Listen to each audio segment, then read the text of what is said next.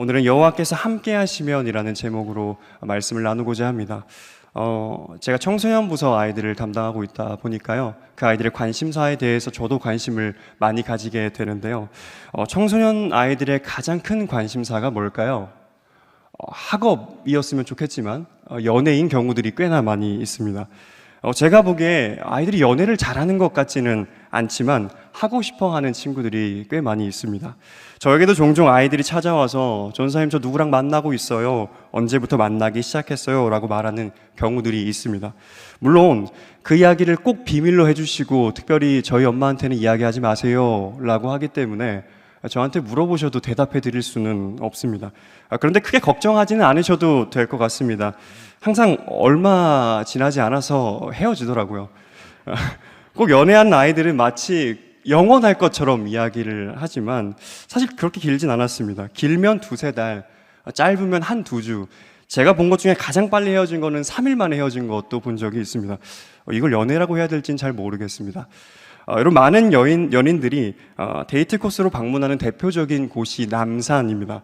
저도 이전에 사역할 때 남산 바로 앞에 있는 교회에서 사역을 했기 때문에 종종 올라갈 일이 생겼었는데요. 이 남산에 올라가면 연인들이 꼭 해야 되는 게 무엇일까요? 네, 돈가스를 먹는 것도 있겠지만, 자물쇠를 잠그는 일들을 합니다. 저는 해본 적이 없지만 많은 연인들이 남산에 올라가서 우리의 사랑이 영원하자, 우리의 사랑은 누구도 끊을 수 없어 라는 그 약속의 증표로 자물쇠를 잠그곤 합니다. 그런데 여러분, 저는 그 자물쇠를 보면서 이런 의문이 좀 들었습니다. 그 수천 개의 자물쇠 중에 정말 몇 사람이나 영원했을까라는 생각을 하게 됩니다. 아마 모르긴 몰라도 평생 끝까지 만난 연인이 절대적으로 적을 거라는 생각이 듭니다. 그렇다고 그때 자물쇠를 잠그던 사람들이 헤어질 걸 뻔히 알고 있는데 그냥 달자 이런 생각을 했을까요? 그렇지 않을 수 있습니다. 그때는 그 순간만큼은 진심이었을 겁니다. 우리의 사랑 영원하자는 그 마음이 그 순간만큼은 진심이었을 수 있다는 거죠. 하지만 아무리 진심이었고 아무리 노력을 했어도 약속을 지킨다는 건 쉬운 일이 아닙니다. 이렇듯 1-2번도 아니고 평생 모든 약속을 지킨다는 건 사실 우리에게 불가능한 일입니다. 여러분, 만약에 나와 한 약속을 모두 지키는 사람이 있다라고 하면 어떻겠습니까? 그 사람에 대한 평가부터 달라질 겁니다. 그 사람은 아주 좋은 사람이고 아주 신뢰가 있는 사람이라는 생각이 듭니다. 그리고 이전까지 약속을 잘 지켜왔으니까 앞으로도 약속을 잘 지킬 것이라는 믿음도 생깁니다. 과거의 약속을 잘 지켰다는 건 오늘에도 그리고 미래에도 영향을 주게 되는 거죠. 여러분, 우리가 함께 읽은 여호수아라는 책은 약속을 빼놓고는 설명할 수가 없는 책입니다. 혹시 여러분 중에 창세기부터 여호수아서까지 한 번에 쭉 읽어보신 분이 계실까요? 우리가 흔히 말하는 모세 오경, 창세기, 출애굽기, 레위기, 민수기, 신명기의 책은 그 모세 오경으로 그 연결이 끝나는 게 아니라 결국 여호수아서까지도 이어지는 내용입니다. 여호수아가 모세 오경과 똑 떨어져 있는 별개의 책이 아니라는 거죠. 여러분, 여호수아의 주요 내용은 약속의 땅이라고 불리는 가나안 땅을 차지하는 내용입니다. 가나안이 약속의 땅이라고 불리는 이유가 바로 과거에 하나님과 이스라엘의 조상이었던 아브라함과의 약속이 있었기 때문입니다. 하나님께서 아브라함과 어떤 약속을 하셨었나요? 창세기 12장에서 그 약속의 내용이 나타나 있는데요. 하나님께서는 아브라함에게 그의 자손이 많아질 것이고 그 자손들이 살아갈 땅을 줄 것이라는 약속을 주셨습니다. 우리 창세기 12장 7절의 말씀을 같이 한번 읽어보겠습니다. 시작. 여호와께서 아브라함에게 나타나 이르시되 내가 이 땅을 내 자손에게 주리라 하신지라. 자기에게 나타나신 여호와께 그가 그곳에서 제단을 쌓고. 하나님은 아브라함에게 자손과 땅에 대한 약속을 주셨고, 이어지는 성경의 내용은 그렇다면 그 약속이 어떻게 이루어지는가에 대한 내용인 거죠.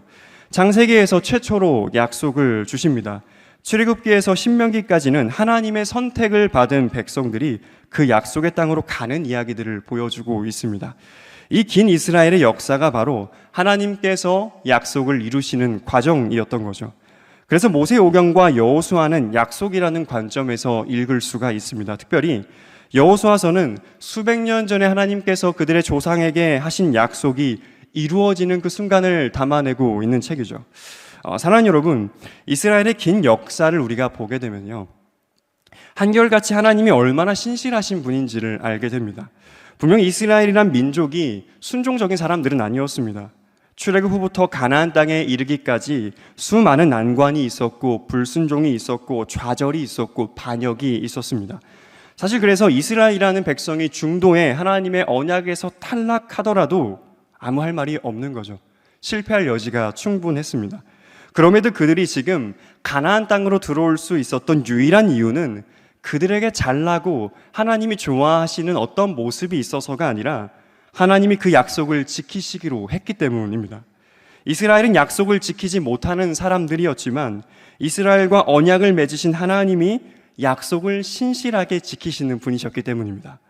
오늘 본문에 등장하는 사람은 갈렙입니다. 갈렙이 가나안 땅을 정복하는 내용이 오늘 본문에 담겨 있습니다.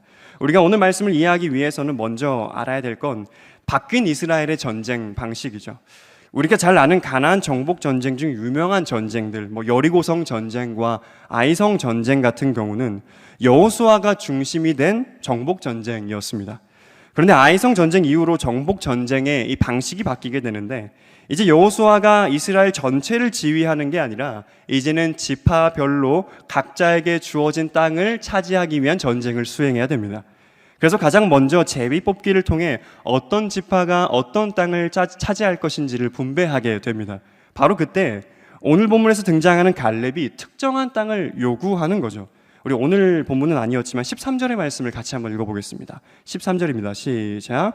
여호수아가 여분네의 아들 갈렙을 위하여 축복하고 헤브론을 그에게 주어 기업을 삼게 하매. 여러분, 갈렙이 어떤 땅을 요구하고 어떤 땅을 받게 되었습니까? 헤브론이라는 땅을 요구하고 받게 됩니다. 우리가 헤브론에 대한 자세한 이야기는 몰라도 우리는 이 이야기를 알고 있습니다. 이 산지를 지금 내게 주소서라고 하는 갈렙의 고백은 알고 있습니다. 유명한 건 이 찬양도 있는데요. 이 산지를 지금 내게 주소서라는 갈렙의 고백은 우리에게 매우 믿음의 고백으로 알려져 있습니다. 왜냐하면 그만큼 갈렙이 차지할 그 땅이 다른 지파들에 비해 차지하기 어려운 땅이었기 때문입니다. 여러분, 헤브론 땅에 누가 살고 있었냐면 가나안 땅의 모든 민족 중에서 가장 문제였던, 그리고 이스라엘이 실제로 두려워했던 아낙 자손이 사는 땅이었습니다. 실제로 이스라엘이 아낙 자손에게 겁을 먹는 장면이 이전에 있었는데 그게 12정탐꾼 사건에서 잘 보여집니다. 모세가 가나안을 앞에 두고 12명의 정탐꾼을 보내게 됩니다. 그때 여호수아와 갈렙이 12명 안에 포함이 되어 있었습니다. 그럼 모세와 이스라엘은 기대했을 겁니다. 먼 길과 쉽지 않은 길을 가나안 땅이라는 곳만 보고 달려오게 됩니다. 그 땅에 들어가기 앞서서 자신감을 얻기 위해서라도 12명이 돌아와서 가나안 땅은 너무 좋은 땅이니까 얼른 들어가서 차지합시다, 이런 이야기를 기대했을 겁니다. 물론 정탐이라는 게 객관적으로 판단해야 하는 일이지만 아무래도 긍정적인 얘기를 듣기를 바랬겠죠. 그런데 어떤 결과가 나옵니까? 막상 정탐을 하고 온 12명 중에 10명이 뭐라고 이야기합니까? 저기 가나안 사람들은 너무 크고 강해서 우리가 이길 수 없습니다. 여러분, 이제 그들은 그 땅으로 들어가기만 하면 됩니다. 그 땅을 위해 목숨을 걸고 출애굽했고 수많은 생존의 문제들을 뚫고 그들의 여정의 종착지 앞에 섰고 이제 들어가기만 하면 되는 겁니다. 그런데 말하는 거죠. 올라가서 보니까 우리는 그들과 싸울 수 없습니다. 우리보다 더 크고 장대한 사람들이 있습니다. 우리는 그들에 비하면 메뚜기에 불과합니다. 그때 강하다고 지칭했던 사람들이 바로 아낙 자손이었습니다. 아낙 자손들이 키가 엄청 컸다라고 이야기하고 있는데 그들이 보니까 그들과 싸우면 분명히 질 것처럼 느껴졌다는 거죠. 그게 그 안에 생겼던 두려움이었습니다. 그런데 갈렙은 바로 그 땅, 아낙 자손이 살고 있는 헤브론이라는 땅을 놓고 뭐라고 말하고 있습니까? 오늘 보면 12절의 말씀입니다. 같이 한번 읽어보겠습니다. 시작. 그날에 여호와께서 말씀하신 이 산지를 지금 내게 주소서. 당신도 그날에 들으셨거니와 그곳에는 아낙 사람이 있고 그 성읍들은 크고 견고할지라도 여호와께서 나와 함께 하시면 내가 여호와께서 말씀하신 대로 그들을 쫓아내리이다 하니. 여러분, 갈렙은 아주 담대하게 그 땅을 자신에게 달라고 이야기하면서 아무리 그들이 크고 강대하더라도 싸워서 승리할 수 있다고 담대하게 선포하고 있습니다. 여러분, 지금 갈렙의 나이가 몇 살일까요? 10절을 보니까 85세라고 되어 있습니다. 여러분, 지금 전쟁을 하러 가야 됩니다. 전쟁은 칼과 칼이 부딪히는 생명을 걸어야 되는 곳입니다. 그런데 상식적으로 85세의 갈렙이 전쟁에 나와서 힘써 싸울 수 있을까요? 무기를 들고서 휘두를 수 있을지, 크고 강한 사람들과 싸울 수 있을지 장담할 수가 없습니다. 여러분, 이스라엘이 아낙 자손을 보고 두려워한 이야기는 그들이 겁을 먹고 뱉은 신빙성 없는 이야기는 아니었습니다. 실제로 가나안은 철기를 가지고 있었고 당연히 전투 민족이 아닌 이스라엘이 보기에는 그들에 비해서 우리는 메뚜기처럼 보일 만도 합니다. 그만큼 가나안은, 특별히 아낙 자손은 강한 민족이었습니다. 그런데 그런 아낙 자손의 땅을 지목하면서 자신에게 달라고 이야기합니다. 여러분, 갈렙이 이런 믿음의 고백을 할 수 있었던 이유가 무엇이었을까요? 다른 게 아니라 바로 약속 때문이었습니다. 우리 9절의 말씀 같이 읽어보겠습니다. 시작. 그날에 모세가 맹세하여 이르되 내가 내 하나님 여호와께 충성하였은즉 내 발로 밟는 땅은 영원히 너와 내 자손의 기업이 되리라 하였나이다. 아멘. 여기서 말하는 그 날이 바로 정탐꾼들이 돌아와서 보고를 한 그날을 말하고 있습니다. 이 날에 무슨 일이 벌어졌습니까? 이스라엘 사람들이 아낙 자손의 이야기를 듣고 모세를 원망하고 하나님을 원망하기 시작합니다. 우리가 애굽 땅에서 죽었거나 이 광야에서 죽었으면 좋았을 것을 어찌하여 여호와께서 우리를 이 땅으로 이끌어내어서 칼에 쓰러지게 하려 하는가? 우린 이대로 못 삽니다. 자, 저 모세를 죽이고 우리 애굽 땅으로 돌아갑시다. 그들이 했던 이야기였죠. 여러분, 이 일에 하나님께서 분노하셨고 이스라엘이 정탐했던 40일 중 하루를 1년으로 계산해서 40년 동안 다시 광야 생활을 하게 만드셨죠.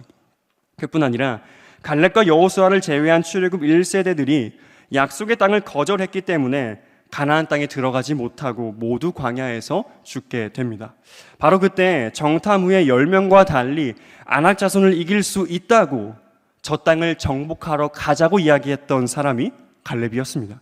당시 이런 갈렙의 믿음에 하나님께서 매우 기뻐하시면서 약속하신 게 있었어요. 그 약속이 이것이었습니다. 갈렙이 갔던 땅을 주겠다라는 약속이었습니다. 여러분, 가나안 정탐 후에 꽤 오랜 시간이 지났습니다.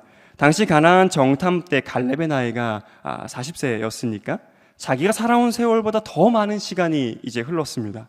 그런데 오늘 갈렙은 무려 45년 전에 했던 하나님의 약속을 잊지 않고 기억하면서 85세의 나이가 되었음에도 동일하게 고백하고 있는 겁니다. 이 산지를 지금 내게 주소서. 내가 하나님께서 주시겠다고 약속하신 그 땅을 차지하러 싸우러 올라가겠습니다 라고 말하죠. 저는 갈렙의 고백이 믿음의 고백이라고 불리는 이유가 여기 있다고 생각합니다. 솔직한 마음으로 왜 두려움이 없었겠습니까? 아낙 자손이 45년이 지났다고 해서 키가 작아졌겠습니까? 그들이 45년 전과 동일하게 여전히 크고 장대합니다. 그리고 꼭 그 땅이 아니어도 되지 않습니까? 그럼 이제 갈렙 정도의 나이이면, 그 위치이면 사실 이스라엘 사람 중에서 여호수아 말고 갈렙이랑 대립할 사람이 누가 있겠습니까? 헤브론 말고 다른 땅을 받아도 되지 않습니까? 굳이 나서서 헤브론을 점령하겠다고 말할 이유는 없습니다. 그런데 그가 그 땅을 달라고 이야기를 합니다. 이스라엘에게 트라우마가 생길 법했던 그 땅을 달라고 갈렙이 이야기를 하고 있는 거죠. 여러분, 순전히 그의 고백은 믿음에만 근거하고 있습니다. 아무것도 스스로에게 자신할 게 없는데 상황적으로도 그렇게 쉬운 상황은 아님에도 불구하고 그는 순전히 하나님 때문에 그 땅을 달라고 합니다. 그때와 지금 동일하게 약속을 지키시는 분이 하나님이심을 고백하고 있는 거죠. 여러분, 저는 이 고백을 보면서 그런 생각을 하게 됩니다. 사실 우리도 잘 알고 있습니다. 하나님을 믿는다고 해서 두려움이 없는 건 아닙니다. 저에게도 두려움이 있고 저와 여러분 중에서 두려움이 없는 사람은 없을 거라고 생각합니다. 그런데 예수를 믿는 사람은 뭐가 다를까요? 예수를 믿는 사람이 예수를 믿지 않는 사람들과 보이는 가장 큰 차이는 두려움 가운데 그 두려움을 극복하는 믿음이 있다는 겁니다. 왜냐하면 우리는 예수님을 믿고 있기 때문이죠. 사랑하는 여러분, 갈렙이 이런 믿음을 가질 수 있었던 이유가 무엇이었습니까? 바로 하나님이 언제나 약속을 지키시는 분이셨기 때문입니다. 지금 갈렙이 살아가는 현장이 아브라함과 했던 하나님의 약속이 수백 년이 지나 이루어지는 순간을 눈으로 보고 있는 현장이었습니다. 이스라엘이 포기하려고 했던 땅이었습니다. 그들이 불가능하다고 포기하려고 했던 가나안 땅을 그들이 차지하고 있는 겁니다. 홍해를 지나왔던 갈렙은 동일하게 요단강의 기적을 보고 그때와 동일하게 하나님이 지금 자신들과 함께하고 계신다는 것을 경험하게 됩니다. 여리고성을 점령할 때는 말도 안 되는 기적의 역사를 보게 됩니다. 또한 모세를 포함해서 처음 출애굽했던 사람들이 모두 가나안 땅을 밟지 못했는데 하나님께서 살려주시겠다고 약속하셨던 여호수아와 자신만이 살아있다는 것을 지금 보게 됩니다. 지금 갈렙이 살아있는 것 그 자체가 하나님이 이미 약속을 이루셨다는 증거였습니다. 지금 갈렙의 믿음은 근거가 없는 믿음이 아니었습니다. 갈렙과 약속하신 분이 하나님이셨기 때문에 단 한 번도 그 약속을 어기신 적이 없으신 분이셨기 때문에 앞으로도 반드시 이루어질 것이라는 믿음이 그에게 있을 수 있던 거죠. 그래서 갈렙이 이런 말씀을 덧붙이는 겁니다. 12절의 말씀 다시 한번 읽어볼게요. 12절입니다. 시작. 그날에 여호와께서 말씀하신 이 산지를 지금 내게 주소서. 당신도 그날에 들으셨거니와 그곳에는 아낙 사람이 있고 그 성읍은 크고 견고할지라도 여호와께서 나와 함께 하시면 내가 여호와께서 말씀하신 대로 그들을 쫓아내리다니. 아멘. 갈렙이 분명히 말하고 있습니다. 그 여호와께서 나와 함께 하시면, 그 신실하신 하나님께서 나와 함께 하고 계신다면 주시겠다 한 저 땅을 믿음으로 차지하겠습니다. 여러분, 갈렙이 아낙 자손을 스스로의 믿음으로 스스로의 힘으로 믿을 수 있다라고 생각했습니까? 그렇지 않았을 겁니다. 자신에게 능력이 있는 게 아니라 민수기 14장 24절에서 주셨던 하나님의 약속, 그 약속이 지금 그를 움직이게 만듭니다. 우리 민수기 14장 24절의 말씀 함께 읽어보겠습니다. 시작. 그러나 내 종 갈렙은 그 마음이 그들과 달라서 나를 온전히 따랐은즉 그가 갔던 땅으로 내가 그를 인도하여 드리리니 그의 자손이 그 땅을 차지하리라. 아멘. 갈렙이 이 하나님의 약속을 기억하고 있습니다. 그러니 갈렙은 그 하나님이 함께 하시니 담대하게 가는 겁니다. 그 말에 책임질 수 없는 어떠한 사람이 말한 게 아니라 하나님께서 말씀하신 것이기 때문입니다. 여러분, 우리가 이 땅을 살아가면서 늘 염려스럽고 불안한 이유가 무엇일까요? 하나님께서 우리와 함께 하시지 않기 때문이 아니라 함께 하시지 않는 것처럼 느껴지기 때문입니다. 우리 눈에 안대가 가려져 있어서 하나님을 보지 못하는 것과 마찬가지죠.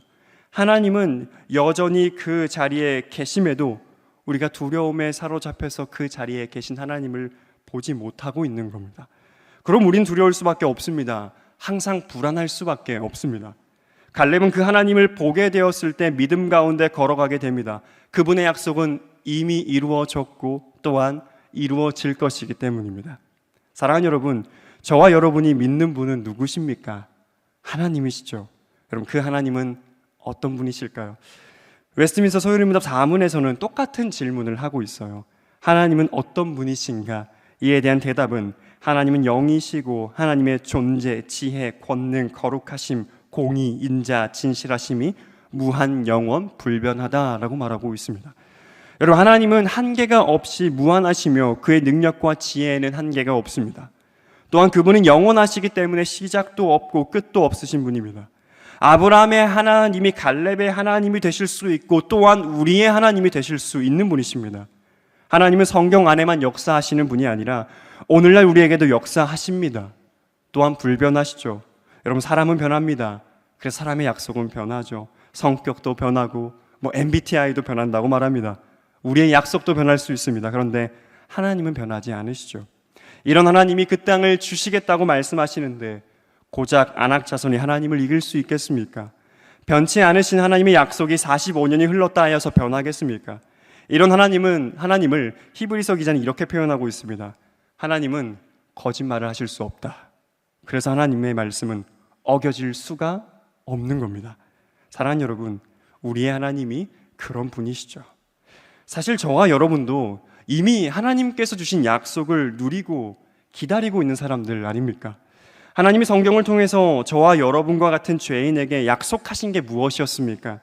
창세기 3장 15절에서 우리에게 보내주실 구원자에 대해서 약속을 하고 계십니다. 이스라엘의 역사 속에서 그 복음이 희미해질 정도로 굉장히 오랜 시간이 흘렀지만 하나님은 신약 시대에 예수 그리스도를 보내주심으로 그 약속을 이루게 되십니다. 그로 인해 오늘날 저와 여러분이 구원의 은혜를 지금 오늘 누리고 있는 것 아닙니까? 오늘 우리가 그리스도인이라고 불리는 이유가 무엇인가요? 그저 예수를 믿는다고 말하기 때문일까요? 그게 아니라 정말 예수를 보내주셨기 때문에, 그리고 자격 없는 우리를 신실하게 구원하시겠다고 하신 그 약속을 저와 여러분에게 이루셨기 때문입니다. 또한 우리는 지금 약속을 붙들고 살아가고 있습니다. 예수께서 승천하실 때 주셨던 약속이 무엇입니까? 세상 끝날까지 우리와 함께 하시겠다고 하신 약속은 여전히 유효합니다. 그리고 또한 어떤 말씀을 하셨죠? 다시 오시겠다고 하신 약속도 결국 이루어질 약속이 됩니다. 그러니 저와 여러분이 이 땅을 살아갈 수가 있는 거죠. 그러니 저와 여러분이 예수 그리스도의 자녀로서, 성도로서 살아갈 수 있는 것이죠. 여러분, 갈렙과 같이 약속을 붙들 때 우리는 아무리 우리 앞에 크고 장대한 아낙 자손이 등장할지라도 담대하게 살아갈 수 있습니다. 여러분, 사실 갈렙에겐 땅 그 자체가 중요한 게 아니었죠. 그 땅을 주시겠다고 약속하신 하나님이 그의 하나님이 되시고 그가 하나님의 자녀가 되는 것, 그렇게 하나님의 나라를 이 땅에 이루어가는 것, 그게 모세와 이스라엘에게 주신 신의 산 언약의 내용이었어요. 그는 그렇게 하나님의 나라를 이루는 하나님의 자녀로 살아갈 수 있게 됩니다. 그래서 여호수아 14장 14절에서 하나님은 이렇게 말씀하십니다. 헤브론이 그니스 사람 여분네의 아들 갈렙의 기업이 되어 오늘까지 이르렀으니 이는 그가 이스라엘의 하나님 여호와를 온전히 쫓았음이라. 아멘. 그가 이스라엘의 하나님 여호와를 온전히 쫓았음이라. 그게 하나님이 갈렙에게 내리신 평가였습니다. 사랑하는 여러분, 우리도 이 땅을 살아가면서 이러한 평가 가운데 있기를 간절히 소망합니다. 하나님을 온전히 쫓아 나를 통해서 하나님의 나라가 이루어지게 되기를 간절히 소망합니다. 때로는 믿음이 있는데 왜 내 삶은 그렇게 드라마틱하게 바뀌지 않는지 서럽고 아플 때가 있습니다. 하나님은 신실하신다는 말씀을 들어도 들을 때는 은혜가 되지만 곧장 현실의 무게에 짓눌리게 되기도 합니다. 그러다 현실에서 시선을 돌려 하나님을 바라볼 때 하나님은 우리를 힘있게 하실 겁니다. 빌립보서 4장에서 바울은 기도에 대해서 이렇게 말하고 있습니다. 6절과 7절 같이 읽어보겠습니다. 시작. 아무것도 염려하지 말고 다만 모든 일에 기도와 간구로 너희 구할 것을 감사함으로 하나님께 아뢰라. 그리하면 모든 지각에 뛰어난 하나님의 평강이 그리스도 예수 안에서 너희 마음과 생각을 지키시리라. 아멘. 우리가 현실에서 눈을 돌려 하나님께 간구할 때 하나님께서 우리를 어떻게 해주시겠다고 약속하고 계십니까? 바울이 아무것도 염려하지 말라는 건 사실 염려할 게 많다는 의미겠죠. 그런데 빌립보서에서 말합니다. 내가 하나님을 바라보고 기도하면 하나님이 나에게 평강을 주시고 그 평강을 통해 나의 마음과 생각을 지키신다라고 약속하십니다. 갈렙이 그 땅을 정복하러 올라가듯이 우리는 오늘을 살아내야 합니다. 그런데 하나님께서 우리를 살게 하신다는 거죠. 그렇게 성도는 하나님의 백성으로 살아가는 겁니다. 성도는 그렇게 믿음으로 이 땅을 살아내는 사람들입니다. 말씀을 정리하겠습니다. 갈렙 앞에 아낙처럼 우리 앞에도 믿음의 삶으로 인한 여러 어려움들이 찾아옵니다. 그것은 때로는 두렵습니다. 정말 내 삶의 어떤 일들보다 크고 강해 보입니다. 그런데 하나님은 그것보다 크신 분이심을 기억하기를 간절히 소망합니다. 아낙 자손이 아무리 커도 하나님보다 크겠습니까? 내 삶에 어떤 일이 있더라도 하나님보다 큰 일은 없습니다. 이 사실을 잊지 않고 살아갈 수 있기를 간절히 원합니다. 우리가 하나님을 잊지 않는다면 우리는 갈렙이 보여주었던 것처럼 영원히 하나님을 온전히 쫓아 살아갈 수 있음을 고백합니다.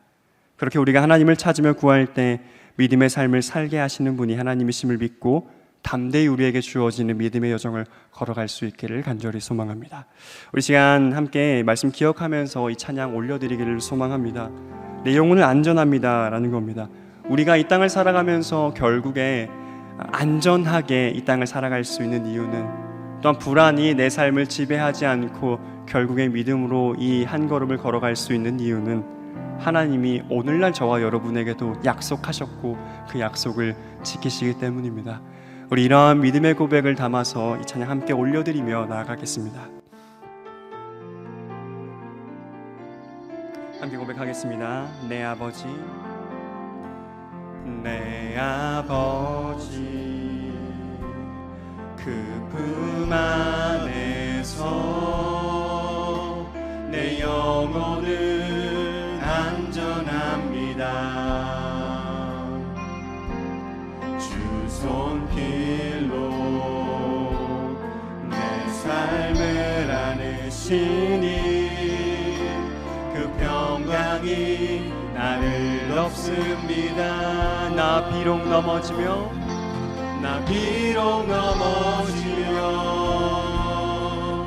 흔들리지만 주 내 안에 거하며 나를 붙드시니 내 생각을 주께로 돌리고 주시는 평강의 옷을 입습니다. 주 약속 안에서 내 영혼 평안에 내 뜻보다 크신 주님의 계획 나 신뢰해 두려움 다 내려놓고 주님만 의지해 주 안에서 내 영혼 안전하 나 비록 넘어지며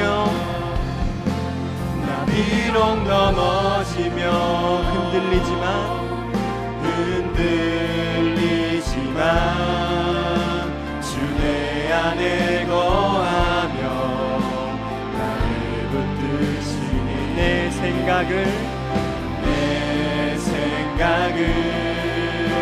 주께로 돌리고 주시는 평강의 옷을 입습니다. 우리 믿음으로 함께 고백하겠습니다. 주 약속 안에서 내 영혼 평안에 내 뜻보다 크신 주님의 계획 나 신뢰해 두려움 다 내려놓고 주님만 의지해 주 안에서 내 영혼 안전합니다.